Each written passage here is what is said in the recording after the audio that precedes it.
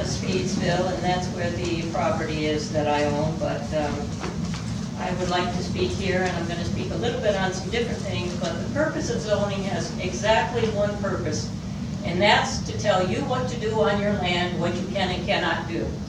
Any of the other purpose that's listed in their thing is basically hogwash, because it's not going to stop global warming. It's not going to help the environment. It's not going to do any of those things. That's what we got state laws for. We got federal laws. Exactly. You can't get in, build something in the middle of a swamp because it's protected by New York State or federal laws or whatever. We all know that. The farmers all know that, and everything else. Having zoning in the town of Caroline is not going to stop global warming. It's not going to protect the environment. The sole purpose of zoning is to tell you what to do on your land because of what the people here up in front of the room passed as the zoning law. Okay, so this time I'm going to give my little talk a little bit different because you can see my last one online. I guess they posted it. Okay, so someone mentioned here Hartford and zoning and how much they hate zoning in Hartford. My church is in Hartford. Our pastor sold his house. He's moving to South Carolina. He was going to camp up at the church while he was finishing up his business in town. You know what zoning? Somebody complained. We're not zoned to have a camper on the church property for a few weeks and everything. We had to go in front of the board and all this. Well, of course we didn't do it because it's hogwash. We actually have singers and other people coming in, special missionaries and stuff who camp on the church property while they're giving their talks and stuff. Zoning can prevent you from doing that, and the town of Hartford is an example of that. Somebody complained. Who knows why they're complaining? The church is no place near anybody's property, but they do. Okay, I want to tell you something about the farmers and why the farmers say zoner's not going to help. Right now, there's so many laws and rules and regulations for farmers in New York State already, it's absolutely ridiculous. I want to tell you, I was reading in all the Farm Bureau magazines, we're all the members of it, but y'all may not be members because you may not have a farm. But the migrant workers that come to New York State have to have housing when they're picking apples or whatever they're picking. There's a farmer in New York State that was harassed and harassed and harassed because his housing, which he built before, the ceilings in his housing was only 7.5 feet tall.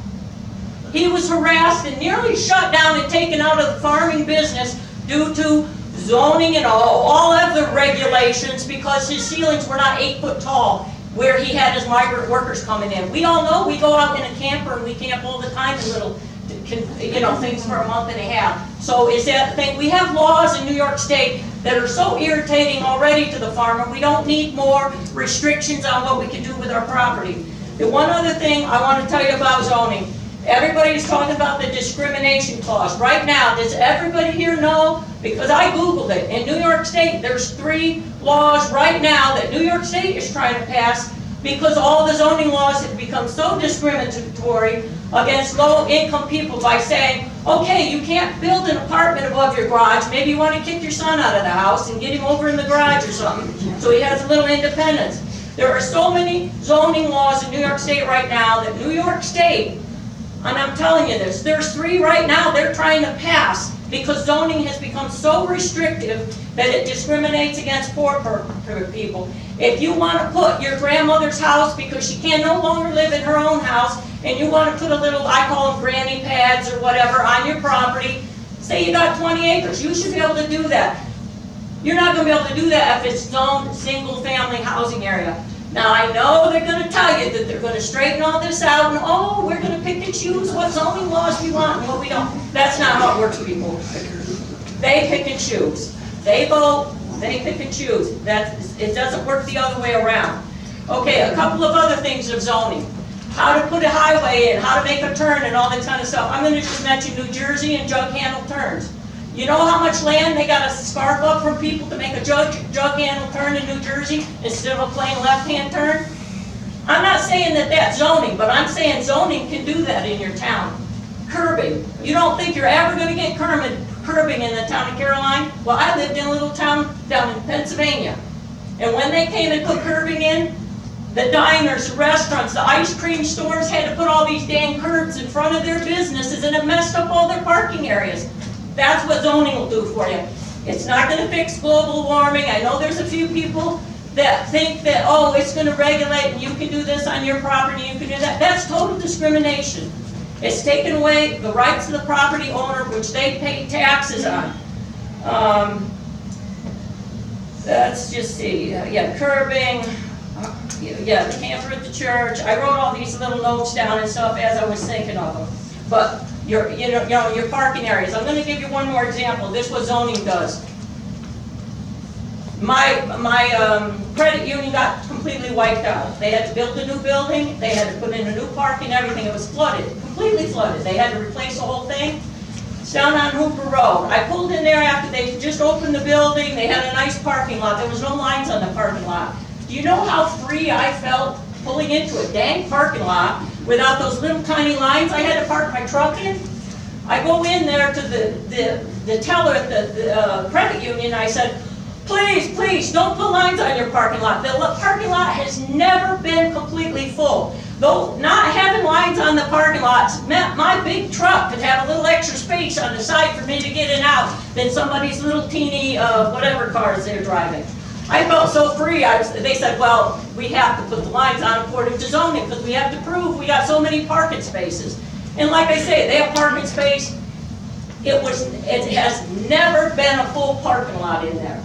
But just a little sense of freedom. But I'm going to tell you, zoning is going to restrict what and how you do it.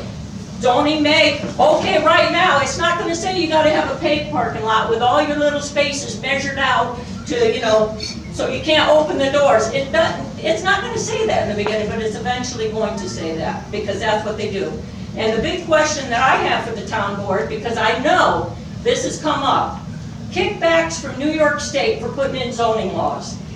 Okay, you all get your little probably, you join the Council of Towns for New York State, and you get your little magazine every month or whenever they put it out, and it's got all these recommendations for the town of how to do this and how to get this done and how to do the other thing.